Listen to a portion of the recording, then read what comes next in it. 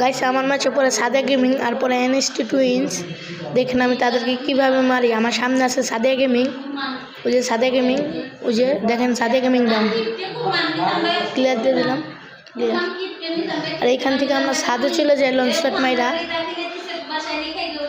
সাদের থেকে দেখেন আমি আবার সাদিয়া গেমিং মারবো। সাদিয়া গেমিং যে এলসিপে নামছে, ওদের সাদিয়া গেমিং কিল করলো।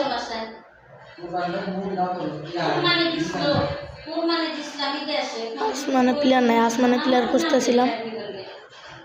দেখেন ওই যে সাদিয়া গেমিং, ওই যে সাদিয়া গেমিং, ওই যে সাদিয়া গেমিং। আমার একটু নেট সমস্যা দেখে এরকম লাগতেছে, down. Sadia gaming down. Revive দিয়ে দেবো নাকি? রিভাইভ দিয়ে দেবো। ও ক্লিয়ার হয়ে গেছে, কিল পেয়ে গেছি। আমার সামনে আছে NST টুইন্স।